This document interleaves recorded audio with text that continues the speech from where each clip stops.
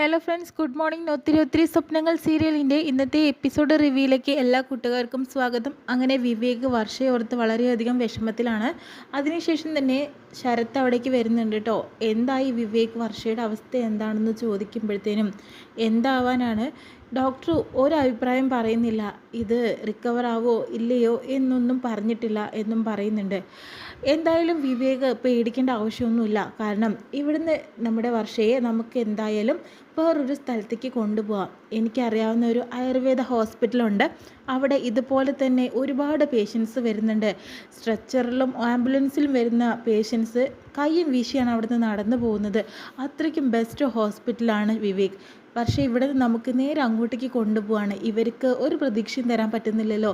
എനിക്ക് ഉറപ്പുണ്ട് ആ ഹോസ്പിറ്റലിലേക്ക് ചെന്ന് കഴിഞ്ഞാൽ എന്തായാലും വർഷയെ നിനക്ക് തന്നെ സ്വന്തമായി കിട്ടും, അവിടെ അസുഖങ്ങൾ മാറും എന്ന് പറയുന്നുണ്ട് ശരത്ത്. ഒരു പുനർപ്രതീക്ഷ എന്തായാലും വിവേകിന് കൊടുക്കുന്നുണ്ട്. പിന്നീടാണെങ്കിൽ ആ റൂമിലേക്ക് ഷിഫ്റ്റ് ചെയ്തിട്ടുള്ള വർഷയെ അവിടെ എല്ലാവരും, മഞ്ജുവും അഭിയും അതുപോലെ തന്നെ ശിവയും ഉണ്ട്. അതിനുശേഷം ഇവളുടെ ഈ കിടപ്പ് കണ്ണ് പോലെ അവൾ ചലിപ്പിക്കുന്നില്ല. ഇത് കാണുന്ന അവർക്ക് വളരെയധികം സങ്കടമാവുന്നുണ്ട്. എന്താ വർഷ നീ ഇങ്ങനെ കിടക്കുന്നത്, ഞങ്ങൾ ഇന്ന് നോക്കുക പോലെ ചെയ്യുക പറയുന്നു. അങ്ങനെ നേഴ്സിനോട് ചോദിക്കുന്ന സമയത്ത് ഒരുപാട് പേര് ഇങ്ങനെ തന്നെ ആയിരിക്കും. ചിലപ്പോൾ ഒരു 6 മാസം, ചിലപ്പോൾ വർഷങ്ങളോളം, ചിലപ്പോൾ ജീവിതകാലം മുഴുവൻ. ഞാൻ ഒരുപാട് ആൾക്കാർ ഇങ്ങനെ കണ്ടിട്ടുണ്ടെന്ന് പറയുമ്പോൾ അതൊന്നുമല്ല, ഇവൾ എത്രയും പെട്ടെന്ന് എണീക്കും. അതുപോലെയല്ല ഞങ്ങളുടെ വർഷ, ഞങ്ങൾ അവളെ പൊന്നുപോലെ നോക്കും, അവളെ ജീവിതത്തിലേക്ക് തിരിച്ചു കൊണ്ടുവരുമെന്ന് പറയുമ്പോൾ ആ നേഴ്സ് പറയുന്നുണ്ട്, ഇത് എല്ലാവരും ഇങ്ങനെ തന്നെയാണ് പറയുന്നത്. കുറച്ച് ദിവസമൊക്കെ എല്ലാവരും ഈ പ്രതീക്ഷയോടുള്ള സംസാരം നോക്കലൊക്കെ ആയിരിക്കും. പിന്നെ അവസാനം എല്ലാവർക്കും ഒരു ഗതികേട് പോലെയാവും എന്ന് പറയുന്നുണ്ട്. വർഷം ഞങ്ങൾക്കൊരു ഗതികേടും അല്ല എന്നുള്ളത് അഭി പറയുന്നുണ്ട്. ഞങ്ങൾക്ക് അവളെ തിരിച്ചു വേണം, എല്ലാവരെയും പോലെയല്ല ഞങ്ങൾക്ക് എൻ്റെ വർഷ എന്ന് പറയുന്നുണ്ട്. അല്ല, ഞാൻ പറഞ്ഞേ ഉള്ളൂ, ഒരുപാട് പേഷ്യൻസിനെയും അവരുടെ ബന്ധുക്കാരെയും ഇങ്ങനെ കണ്ടതിന് ശേഷമാണ് ഞാനിത് പറയുന്നതെന്ന് ആ നേഴ്സ് പറയാട്ടോ. അതിനുശേഷം തന്നെ ഒരുപാട് ഫോട്ടോസ് എടുത്ത് കാണിച്ചു കൊടുക്കുന്നുണ്ട്. നീ എത്ര സന്തോഷത്തിലായിരുന്നു, ഇതെല്ലാം നിൽക്കുന്നത് കണ്ടില്ലേ, പിന്നെ നീ എന്താ അങ്ങനെ ഓരോരോ കാര്യങ്ങൾ അവർ വർഷം എങ്ങനെയെങ്കിലും ഒന്ന് സംസാരിക്കുമോ, എന്തെങ്കിലും ഒന്ന് മൂമെൻറ്റ്സ് ഉണ്ടാവുമോ എന്ന് അറിയാൻ വേണ്ടിയിട്ട് പല കാര്യങ്ങളും അവിടെ കാണിച്ചു കൊടുക്കുന്നുണ്ട്. അപ്പോഴത്തേനും ഒന്നിനും റെസ്പോണ്ട് ചെയ്യുന്നില്ല കേട്ടോ. അവർക്ക് ഭയങ്കര സങ്കടമാവുന്നുണ്ട്. ആ സമയത്ത് ശിവ പറയുന്നുണ്ട്, ഇവളെ റെസ്പോണ്ട് ചെയ്യാൻ ഒരു കാര്യം പറഞ്ഞാൽ മതി. ആർച്ചമോളെ നിനക്കറിയോ, ആർച്ചമോൾ എവിടെയാണെന്ന് എനിക്കറിയാം, നിനക്കത് കേൾക്കണ്ടേ, അവൾ എവിടെയാണെന്ന് അറിയണ്ടേ എന്ന് ശിവ പറയുന്നു. പക്ഷേ ഇതിലൊന്നും റെസ്പോണ്ട് ചെയ്യുന്നില്ല കേട്ടോ വർഷ. ഇതെല്ലാം തന്നെ വിവേക് ഡോറിനടുത്തുനിന്ന് നോക്കി നിൽക്കുക കേട്ടോ ചെയ്യുന്നത്. ഇത് ഇവരിങ്ങനെ പറയുന്നത് കേൾക്കുമ്പോൾ എന്തായാലും വിവേകിനും സഹിക്കാൻ സാധിക്കുന്നില്ല.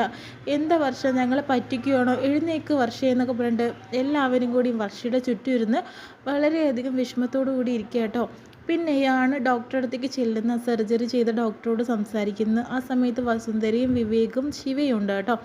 എന്താ ഡോക്ടർ, വർഷയുടെ എന്തെങ്കിലും കാര്യങ്ങൾ കുറേ ദിവസമായില്ലേ, എന്തെങ്കിലും ഇമ്പ്രൂവ്മെൻറ്റ്സ് ഉണ്ടാവുമെന്ന് ചോദിക്കുന്നു. പക്ഷേ ഇങ്ങനെ ഒരു ചലനമില്ലാതെ കിടക്കുവാണ്. എന്താണ് അവിടെ, ഡോക്ടറല്ലേ പറഞ്ഞത് കയ്യിനോ കാലിനോ അങ്ങനെ എന്തെങ്കിലും പ്രശ്നമല്ലേ ഉണ്ടാവുള്ളൂ എന്ന്. പക്ഷേ ഞാൻ നിങ്ങളോട് ഒരു കാര്യവും പറഞ്ഞു, ഒരു കോമ സ്റ്റേജിനെ കുറിച്ച്. ഇവളിപ്പോൾ ഒരു സെമി കോമ സ്റ്റേജിലാണ് ഇപ്പോൾ നിന്നുകൊണ്ടിരിക്കുന്നത് വർഷ എന്ന് പറയുന്നുണ്ട്. ചിലപ്പോൾ നമുക്ക് കണ്ണ് അനങ്ങുന്നതായിട്ട് തോന്നും, വിരലുകൾ ഇനക്കുന്നത് തോന്നും. ചിലപ്പോൾ നമ്മൾ പറയുന്നത് ആ കുട്ടിക്ക് അറിയാൻ ചിലപ്പോൾ തിരിച്ച് റെസ്പോണ്ട് ചെയ്യാനും സാധിക്കില്ല. ചിലപ്പോൾ ഇത്ര കാലം എന്ന് പറയാൻ പറ്റില്ല, അങ്ങനെ ഇരിക്കാം എന്ന് പറയുന്നു. എന്ന് കരുതി പൂർണ്ണമായിട്ടും പ്രതീക്ഷ കൈവിടുന്നില്ല. പക്ഷേ എപ്പോഴത് റെഡിയാവാന്നുള്ളത് നമുക്ക് പോലും പറയാൻ പറ്റില്ല. ഓപ്പറേഷൻ സക്സസ് ആയിരുന്നു, പക്ഷേ നമ്മുടെ ബ്രെയിനാണ് നമ്മുടെ എല്ലാ കാര്യങ്ങളും നിയന്ത്രിക്കുന്നത്. അവിടെയാണ് ഈ വർഷയ്ക്ക് പ്രശ്നവും സംഭവിച്ചത്. അതുകൊണ്ട് തന്നെ അതെന്താണ് ചെയ്യാന്നുള്ളത് നമുക്ക് പതുക്കെ മനസ്സിലാവുള്ളൂ എന്ന രീതിയിൽ ഞാൻ അന്നേ നിങ്ങളോട് പറഞ്ഞതല്ലേ എന്ന് പറയുന്നു കേട്ടോ. ഇനിയിപ്പോൾ എന്താ ചെയ്യാൻ സാധിക്കുക, ഇനിയിപ്പോൾ വേണമെങ്കിൽ ഇവിടെ തുടരാം ഈ ട്രീറ്റ്മെൻറ്റും കാര്യങ്ങളായിട്ട്, അല്ലെങ്കിൽ ഇതുപോലെ നിങ്ങൾക്ക് വീട്ടിൽ കൊണ്ടുപോയിട്ടും അവളെ ചികിത്സിക്കാം. കാരണം മെഡിസിൻസൊക്കെ ഞങ്ങൾ പറയുന്ന രീതിയിൽ അവൾക്ക് കണ്ടിന്യൂ ചെയ്താൽ മാത്രം മതി. അപ്പോൾ വസുന്ധര പറയുന്നു, ഇല്ല അവളെ കൊണ്ടുപോകുന്നില്ല, അവൾ ഇവിടെ തന്നെ ട്രീറ്റ് ചെയ്താൽ മതി ഡോക്ടർ, അവൾക്ക് എന്തെങ്കിലും മാറ്റം ഉണ്ടാവട്ടെ എന്ന് പറയുന്നു കേട്ടോ. അതിന് വിഷമത്തോടു കൂടി അവിടെ നിന്ന് ഇറങ്ങി വരികയാണ്. ആ സമയത്ത് ശരത്തും അഭിയും നമ്മുടെ അഞ്ചും കൂടി അവിടെ നിൽക്കുന്നുണ്ട്. വിവേകൻ ചോദിക്കുന്നുണ്ട്, എന്തായി വിവേക് എന്ന് ചോദിക്കുന്നു. ഒന്നും പറയാൻ പറ്റില്ല എന്നാണ് ഡോക്ടർ പറയുന്നത്. ഒരു ഇമ്പ്രൂവ്മെൻറ്റ്സിൻ്റെ കാര്യം ഡോക്ടർ പറയുന്നില്ല എന്ന് പറയുന്നു. അങ്ങനെയാണ് ഈ ശരത്ത് പറയുന്നുണ്ട്, എന്തായാലും നമുക്ക് ആ ഹോസ്പിറ്റലിലേക്ക് കൊണ്ടുപോയല്ലോ വിവേക് എന്ന് പറയുന്നു. അങ്ങനെ അമ്മ സമ്മതിക്കുമെന്ന് അറിയില്ല, ആൻറ്റിയോട് സംസാരിക്കുക, വിവേക് പറഞ്ഞാൽ ആൻറ്റി കേൾക്കാണ്ടിരിക്കില്ല എന്ന് പറയുന്നു. ആ സമയത്ത് ഇത് ആ ഒരു കാറ് ഓടിച്ചിട്ടുണ്ടായിരുന്ന ആളല്ലേ, ഇയാൾ കാരണമല്ലേ വർഷയ്ക്ക് ഇങ്ങനെയൊക്കെ സംഭവിച്ചത്, പിന്നെന്താ കേസൊന്നും വേണ്ടാന്ന് പറയാൻ വേണ്ടിയിട്ടാണോ ഇയാളിവിടെ വന്ന് നിൽക്കുന്നത് എന്ന് ചോദിക്കുന്നു കേട്ടോ. അയ്യോ ആൻറ്റി, കേസിൻ്റെ കാര്യത്തിനല്ല, ശരത്ത് നല്ല ആളാണെന്ന് വിവേകും പറയുന്നുണ്ട്. ഇയാൾ കാരണം നമുക്കൊരു ഓപ്ഷൻ തന്നിട്ടുണ്ട്. എന്ത് ഓപ്ഷനാണ് പറയുന്നു? നല്ലൊരു ഹോസ്പിറ്റലുണ്ട് നമ്മുടെ ശരത്തിൻ്റെ വീടിനടുത്ത്. അവിടേക്ക് ഇതുപോലെയുള്ള ഒരുപാട് കേസസ് വരാറുണ്ട്. അവിടെയാണെങ്കിൽ ആ ഒരു കേസസ് വന്നാലും അവരൊക്കെ റിക്കവറായിട്ട് പോയിട്ടുണ്ടെന്ന് ശരത്ത് പറയുന്നു കേട്ടോ. എവിടേക്കെങ്കിലും എൻ്റെ വർഷയെ കൊണ്ടുപോകാൻ സാധിക്കില്ല. അവൾക്ക് ഇതിനേക്കാളും മോശമായിട്ടാണെങ്കിലോ, ഞാനിങ്ങനെ ഒരു ഹോസ്പിറ്റൽ കേട്ടിട്ടേ ഇല്ല. ഇത് ഞാനും നെറ്റിലൊക്കെ സെർച്ച് ചെയ്തു അമ്മേ. കാരണം നല്ല റീച്ചിങ് ഉള്ള ഹോസ്പിറ്റലാണ്, നല്ല ഹോസ്പിറ്റലാണെന്നാണ് പറഞ്ഞു കേൾക്കുന്നത്. വർഷയ്ക്ക് അവിടെ പോയിട്ടുണ്ടെങ്കിൽ എന്തായാലും ഭേദപ്പെടുമെന്ന് പറയുന്നു കേട്ടോ.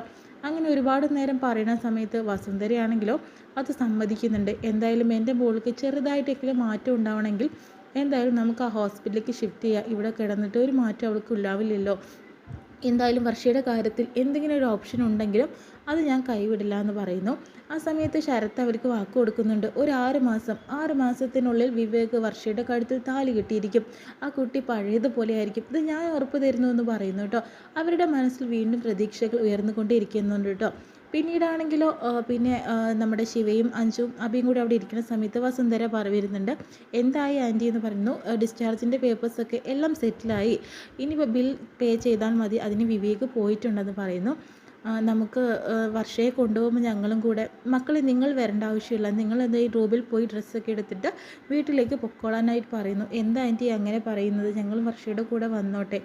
എൻ്റെ മോനെ, നിങ്ങളെല്ലാവരും കൂടി എത്ര ദിവസമായി ഈ ജോലിയൊക്കെ കളഞ്ഞിട്ട് നിൽക്കുന്നു, എല്ലാവർക്കും അവരുടേതായിട്ടുള്ള തിരക്കുകളില്ലേ, നിനക്ക് ജോലിക്ക് പോകേണ്ട അഞ്ജു, അതുപോലെ ശിവയ്ക്കും അഭിക്കാണെങ്കിൽ കോടതിയിലും പോകണം, എത്ര ദിവസം ഇങ്ങനെ ലീവ് എടുത്ത് നിൽക്കുന്നത്, ഞങ്ങളും കൂടി വന്നോട്ടെ ആൻറ്റി, അവളുടെ കാര്യത്തിൽ ഞങ്ങൾക്ക് എത്രമാത്രം ഉത്തരവാദിത്വമുണ്ട്, ഞങ്ങൾക്ക് ആർക്കെങ്കിലും ഈ ഒരു പ്രശ്നം സംഭവിച്ചിട്ടുണ്ടെങ്കിൽ ജീവൻ പണയം വെച്ച് ജോലി പോകണമെങ്കിൽ പോട്ടെ എന്ന് പറഞ്ഞിട്ട് അവൾ ഞങ്ങളുടെ കൂടെ നിൽക്കും, ഞങ്ങൾ അതുപോലെ തന്നെയല്ലേ ആൻറ്റി, ഞങ്ങളുടെ ജോലി പൊക്കോട്ടെ, ഞങ്ങളുടെ വർഷയുടെ കൂടെ ഞങ്ങൾ നിന്നോളാം എന്ന് പറയുന്നു.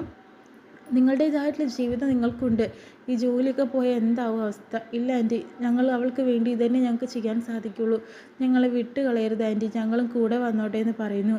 നിങ്ങളുടെ സ്നേഹം എനിക്ക് മനസ്സിലാവുന്നുണ്ട് മക്കളെ, പക്ഷേ അവിടെ ഇത്രയും പേർക്ക് നിൽക്കാനുള്ള സൗകര്യം ഉണ്ടോ എന്ന് എനിക്ക് അറിയില്ല. ആ സമയത്ത് ശരത്ത് വരുന്നുണ്ട് കേട്ടോ അവിടേക്ക്. അതിനെക്കുറിച്ച് ആൻറ്റി വിഷമിക്കേണ്ട, ഇവർക്കും എല്ലാവർക്കും നിൽക്കാനുള്ള ഒരു സൗകര്യം ഞാൻ അവിടെ ഒരുക്കി കൊടുക്കാം, അതുപോലെ എല്ലാവർക്കും ഒരുമിച്ച് നിൽക്കാനുള്ള സൗകര്യം ഞാൻ ഉണ്ടാക്കി കൊടുക്കാമെന്ന് പറയുന്നു. ആ സമയത്ത് എല്ലാവർക്കും നല്ല നല്ല പ്രതീക്ഷകൾ ഉയർന്നു വന്നിരിക്കുകയാണ് കേട്ടോ. ശരത്ത് ഒരു ദൈവദൂതനെ പോലെയാണ് കേട്ടോ ഇവരുടെ ജീവിതത്തിലേക്ക് ഇപ്പോൾ വന്നിരിക്കുന്നത്. കാരണം അയാളിലൂടെ ചിലപ്പോൾ വർഷ നമ്മുടെ പുതിയ ജീവിതത്തിലേക്ക് തന്നെ കാലെടുത്ത് വെക്കുന്നുള്ളതിൽ ഒരു സംശയമില്ല. അപ്പോൾ ഇത്രയും കാണിച്ചുകൊണ്ടാണ് കേട്ടോ ഇന്നത്തെ എപ്പിസോഡ് വിശേഷം കഴിയുന്നത്. നാളെ നല്ലൊരു എപ്പിസോഡ് വിശേഷമായിട്ട് നമുക്ക് വീണ്ടും കാണാം.